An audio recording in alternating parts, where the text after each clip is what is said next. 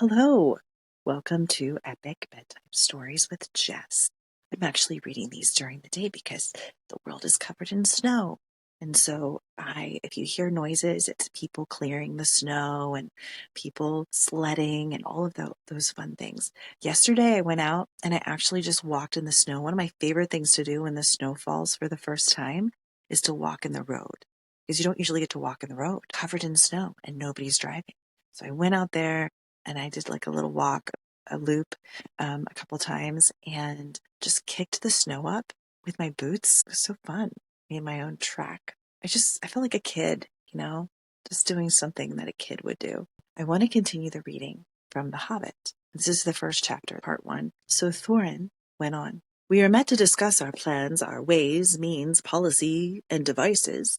We shall soon, before the break of day, start on our long journey, a journey from which some of us, or perhaps all of us, except our friend and counselor, the ingenious wizard Gandalf, may never return. It is a solemn moment. Our object is, I take it, well known to us all. To the estimable Mr. Baggins, and perhaps to one or two of the younger dwarves, I think I should be right in naming Killy and Philly, for instance, the exact situation at the moment may require a little brief explanation. This was Thorin's style. He was an important dwarf. If he had been allowed, he would probably have gone on like this until he was out of breath, without telling anyone there anything that was not known already. But he was rudely interrupted. Poor Bilbo couldn't bear it any longer. At May Never Return, he began to feel a shriek coming on inside, and very soon it burst out like the whistle of an engine coming out of a tunnel. All the dwarfs sprang up, knocking over the table. Gandalf struck a blue light on the end of the magic staff, and in its firework glare, the poor little hobbit could be seen kneeling on the hearth rug, shaking like a jelly that was melting. Then he fell flat on the floor, kept on calling out, struck by lightning, over and over again, and that was all they could get out of him for a long time. So they took him and laid him out of the way on the drawing-room sofa with a drink at his elbow, and they went back to their dark business. Excitable little fellow, said Gandalf, as they sat down again. Gets funny queer fits, but he is one of the best, as fierce as a dragon in a pinch. After a while and a drink, he crept nervously to the door of the parlor. This is what he heard, Gloin, one of the dwarfs, speaking. Humph, or some snort more or less like that. Will he do you think? It is all very well for Gandalf to talk about this hobbit being fierce. One shriek like that in a moment of excitement would be enough to wake the dragon and all his relatives, and kill the lot of us. I think it sounded more like fright than excitement. In fact, if it had not been for the sign on the door, I should have been sure we had come to the wrong house. As soon as I clapped eyes on that little fellow bobbing and puffing on the mat, I had my doubts. He looks more like a grocer than a burglar. Then Mr. Baggins turned the handle and went in. The Took side had won. He suddenly felt he would go without bed and breakfast to be thought fierce. As for a little fellow bobbing on the mat, it almost made him really fierce. Many a time afterwards, the Baggins part regretted what he did now, and he said to himself, Bilbo, you were a fool. You walked right in and you put your foot in it. Pardon me, he said, if I have overheard words that you were saying. I don't pretend to understand what you're talking about or your reference to burglars, but I think I am right in believing, this is what he called being on his dignity, that you think I am no good. I will show you. I have no signs on my door. It was painted a week ago, and I am quite sure you have come to the wrong house. As soon as I saw your funny faces on the doorstep, I had my doubts, but treat it as the right one. Tell me what you want done, and I will try it. If I have to walk from here to the east of east and fight the wild wereworms in the last desert. I had a great-great-granduncle once, Bull Roarer Took, and— Yes, but that was long ago, said Gloin.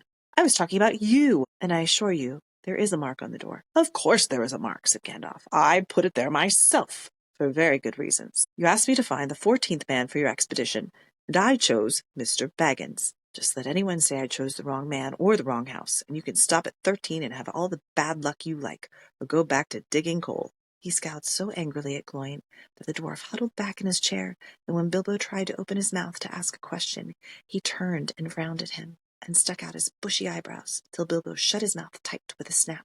That's right, said Gandalf. Let's have no more argument. I have chosen Mr. Baggins, and that ought to be enough for all of you. If I say he's a burglar he is, or will be when the time comes. There is a lot more in him than you guess, and a deal more than he has any idea of himself. You may possibly all live to thank me yet. Thorin is full of hot air. He likes to talk a lot. Doesn't say much. And the one thing that Bilbo latches onto is the fact that they might not return from this adventure. And he goes apoplectic. He has a little bit of a panic attack I love it. I love that scene. I'm like, oh my gosh, can you just imagine this little shrieking creature? And the dwarves are just watching him like, what is your deal, dude? Well, the dwarves question Gandalf's choice for a burglar. And Bilbo overhears this and the tookish part in him. The adventurous part, that I refer to in part 1 of this series, the tookish part, gets a bit indignant. Because yes, this may have been the wrong door, and this may have been the wrong home, and he might be the wrong hobbit. But you know what? He's going to prove them wrong, because he has a great-great-granduncle who once did something very brave. And Gawain interrupts him and he says, that was a long time ago. I'm talking about you. You. And there was a mark on the door. Of course there was a mark. Gandalf says, I put it there. I chose Bilbo. And you really don't argue with Gandalf, ever. What can we learn from this passage? Well, a few things. When adventure comes knocking. Now, when we think of adventure, we think of something exciting. But if you think about this kind of adventure, it was a challenge. It actually came with a lot of danger, a lot of risk. They might not return. They were going to confront a dragon. Bilbo didn't even know exactly what he was signing up for, but he had been chosen for this particular adventure. Everything that happens to us, we're essentially chosen for. Not that we would choose that. I mean, there's tons of things that have happened to me that I was not like, yes, please sign me up for that. I'm so excited. I really want to do that. Thank you. No, but it arrives, it finds us, and whether it's at the wrong door, with the wrong hobbit or not, we step into it because that's what we have to do. The dwarves represent doubt in this scenario. They are doubtful of what Bilbo is capable of.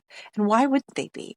Because they see his carefully manicured life. They see his fear. They see his reaction to the idea of not returning, to the idea of going into something difficult and scary. And why wouldn't they doubt him? Bilbo actually in this passage represents uncertainty and fear, but he also represents courage because he becomes indignant enough that it pushes him outside of his fear and into a decision to accept the adventure that has been laid at his doorstep.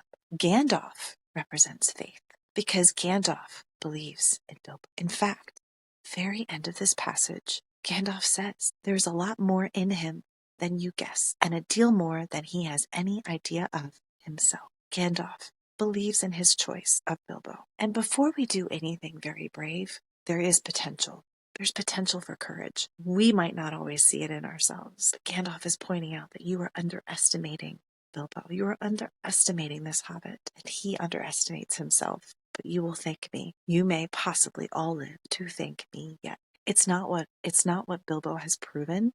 It's what Bilbo is capable of that Gandalf believes will make this work. The idea that we start in a little hobbit hole with a scared little hobbit who's bobbing on the mat, shrieking, and we end up with this self-possessed Bilbo Baggins towards the end who steps confidently into the tunnel of a dragon. That is an incredible character arc. But it happens because someone has faith in who Bilbo could be. And because Bilbo is pushed out of his comfort zone and he accepts the challenge. The tookish part of him, that little part deep down inside, accepts the challenge of an adventure. He doesn't want to be the wrong one. He wants to be the right one. I think sometimes we have to get a little indignant when things happen to us. Maybe it is the wrong door. Maybe it is the wrong hobbit. But you know what? I'm going to show you getting a little fiery and indignant and angry can actually be the fuel that makes us brave. Because we can say, I'm going to prove you wrong. I don't know how, but I'm going to do it. The other thing that I love that Bilbo does is he summons the courage of his ancestors. And the dwarf Gloin interrupts him and says, that's not you. That's them. That was a long time ago. But you know what? That courage is inside of us. The courage that came before us, it's part of who we are. It's our DNA. That's why it's so important to have those conversations with our kids. Here's what people did before you. That's inside of you too. So when we are met with adventure, with adversity, with danger, we can summon the courage of people who came before us. Sometimes you have to dig deep for that. It's not everybody in your ancestry, but there are those, even ones that you don't even know about. And you can summon the courage that's also in you. Maybe you can remember something your parents did that was very courageous, or their parents, and you can say, they did it, so can I. I can rise to the challenge today. So, is Bilbo brave right away? Absolutely not. He is the opposite of what looks like courage. You gotta find that small part of you, that tookish part that's open to adventure. You gotta find that part of you that goes way back, that has proof of those who came before you who were courageous. And you have to feel the indignation towards the doubters. Maybe the doubt comes from you, your own doubt surfacing. Get mad at that doubt because I think you have what it takes. I don't think this was the wrong door, and I don't think you're the wrong hobbit. The things that choose you, they're not always fun, but they're yours. They can be very dangerous, they can be very scary, but they can also be an amazing adventure, and I believe in you.